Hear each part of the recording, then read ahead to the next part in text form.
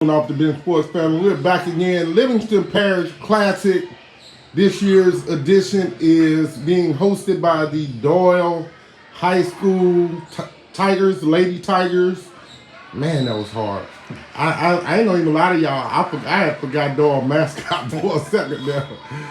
Joining us right now is my guy. Like, we don't talk very much anymore, but he's still my guy. I ain't gonna charge it to his head because that sucker big.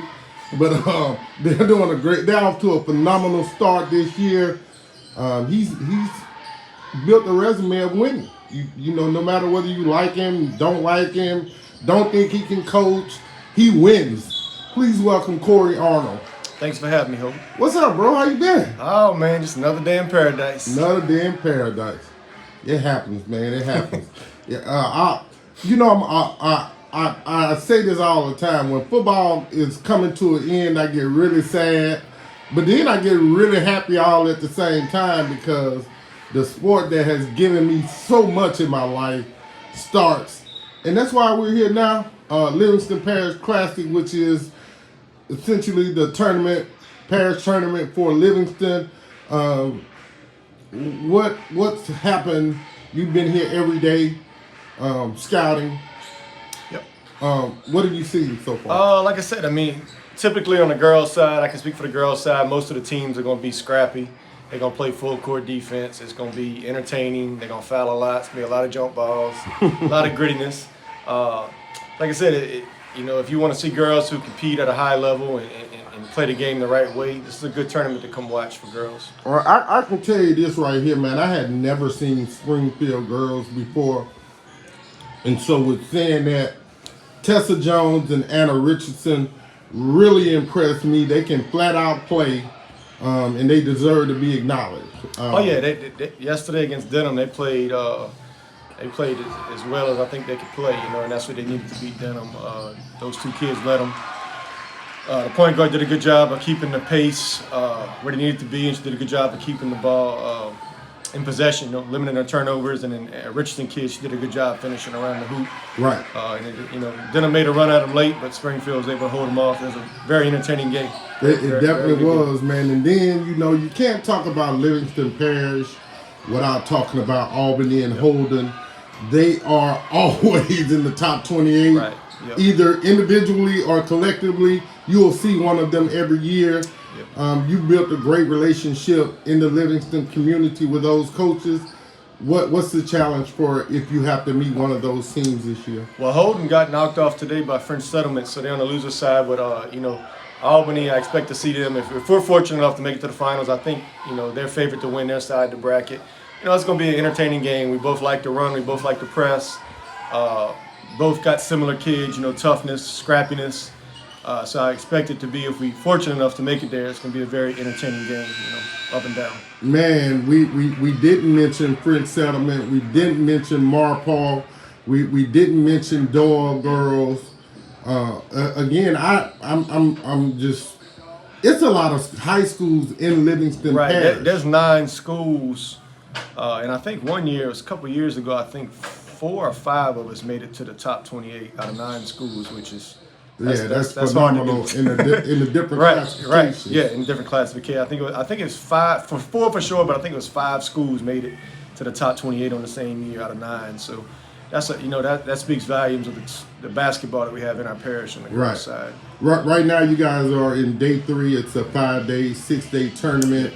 I love the all week long tournaments. You really get to see who kids are, because one time you may play a bad team, and I don't know if that's the right word or terminology to use, but somebody's got to win and somebody's got to lose. But in being able to see kids multiple times within the same tournament, it really allows you to get a vision of who the kids are and what they can and cannot do.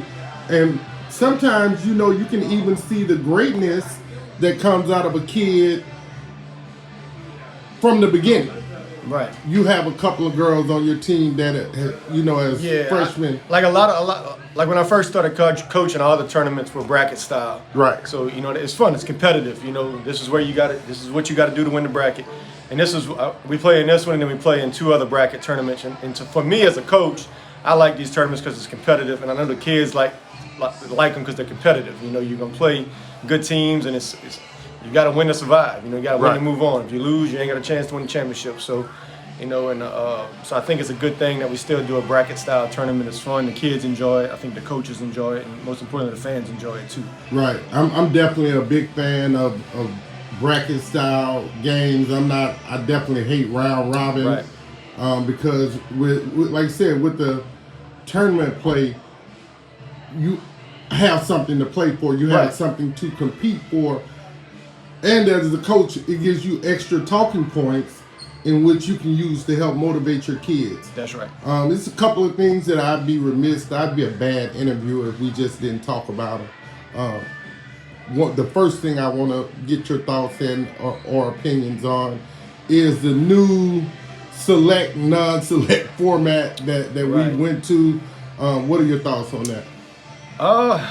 It was better than it was last year. I think the divisions, especially the upper two divisions, are much more competitive than they were the last few years. Like Division I, non-select, the last couple of years, it's been like 2 teams and everybody else. But now you have legitimately probably 8 or 9 teams that can win the bracket. So I think those coaches that were in select before, I think they're probably much happier. They got a little more competition. You know, some of the schools had to win 1 game to go to the state tournament. That's force crap. Yeah, they had bye. So now the brackets will be more complete. And like I said, it's all about competition. The kids want to compete. The kids don't want a cakewalk to the state tournament. You know, they want to be able to have to win those 3 games and then, you know, win that quarterfinal game to make it to the semifinals. Right. When you're and I know you're one of the coaches that try to get your schedule for the next season completed early as possible. You're not a coach that waits. Right. When you're going into that process, especially this year, girls basketball is on a very big uptick. Better than boys basketball in the state right now. That's just my opinion. Right. I don't care who likes it or who doesn't. Boys basketball in the state is down. You know, it's been a long time since. And girls basketball, we've had the number 1 or number 2 player from our state. This year we have Markayla Mitchell, Parkway graduate. I think she's graduated already.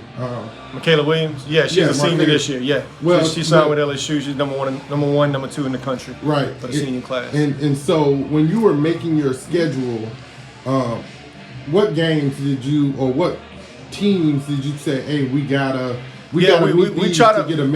make our schedules competitive as possible. We're going to Duncanville, they'll have nationally ranked teams over there after Christmas. We're going to the Sugar Bowl in New Orleans. At Bruley, we're going to play Natchitoches Central and Barb, which they'll be top 5 or 6 in our division. They got a Williams too. Yep. Like I said, I'm gonna be honest with you, we have a tough time scheduling sometimes. Like teams don't want to play us. So I mean, I have to be very deliberate in who I schedule because power ranking reasons wise, we want to win games, but we want to play competitive games. But I've had coaches flat out tell me, Coach, we don't want to play. Wow. It's sad, but it is what it is. That's they're looking out for the best interest of their team, power ranking wise. Right. A lot of people are fixated on that.